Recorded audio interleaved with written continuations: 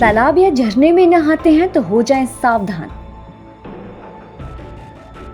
पानी में तैरने वालों को ब्रेन ईटिंग अमीबा से है खतरा। पानी से दिमाग में घुस सकता है ब्रेन ईटिंग अमीबा।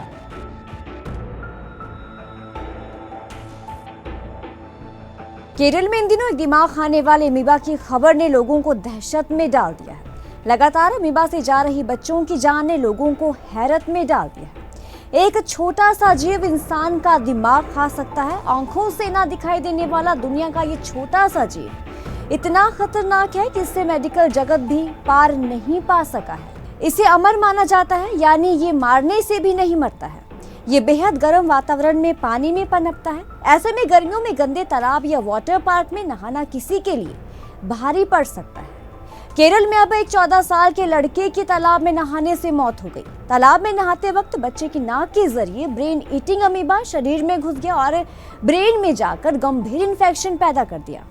बच्चे की तबीयत बिगड़ने पर उसे हॉस्पिटल में भर्ती कराया गया, लेकिन उसकी जान नहीं बच सकी। तो आपको बताते हैं क्या है ब्रेन ईटिंग अमीबा, क्या है इसके लक्षण और बचाव के तरीके। ये अमीबा लाइलाज माना जाता है। ये एक मरीज के दिमाग की कोशिकाओं को ही नष्ट कर देता है।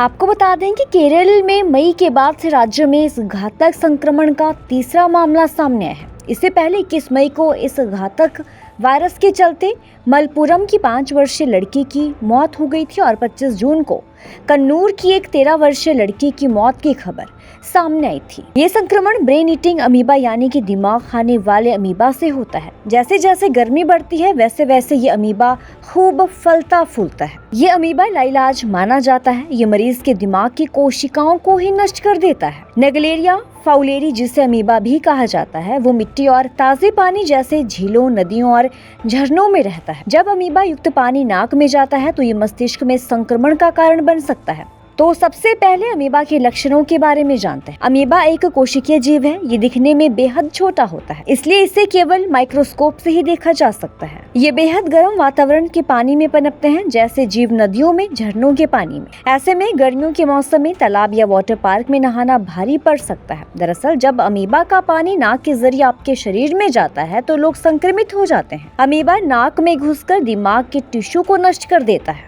अमीबा को नेगलेरिया फाउलेरी भी कहा जाता है, जैसा कि हमने आपको पहले भी बताया। तो चलिए जानते हैं क्या है नेगलेरिया फाउलेरी के लक्षण। नेगलेरिया फाउलेरी संक्रमण के लक्षण में सिर दर्द बहुत तेज होता है। इसके साथ ही बुखार, मतली या उल्टी होती है। संक्रमण बढ़ने पर गर्दन में अकड़न, दौरे और दिमाग का काम ना करना शामिल है। इसमें लोगों की मृत्यु हो जाती है। इस संक्रमण से बचाव के तरीके भी आपको बताते हैं। गर्मी और बरसात के महीनों में इस बीमारी की संभावना ज्यादा बढ़ जाती है, इसलिए वाटर पार्क या तालाब के पानी में जाते समय लोगों को हमेशा सचेत रहना चाहिए, क्योंकि इस संक्रमण का खतरा बना रहता है। इसके साथ ही तैरते समय ध्यान रखें कि पानी नाक में ना जाए। गर्मी और बरसात के मौसम में नदी, झरनों और झील में गोता लगाने से बचना चाहिए। झरनों में अपने सिर भिगाने से बचना चाहिए, क्योंकि इसके रास्ते नाक तक पानी पहुंच सकता है। तो कैसी लगी आपको हमारी ये खबर, कमेंट सेक्शन में जरूर बताएं और हमारे पेज को लाइक, सब्सक्राइब और फॉलो करना ना भूलें।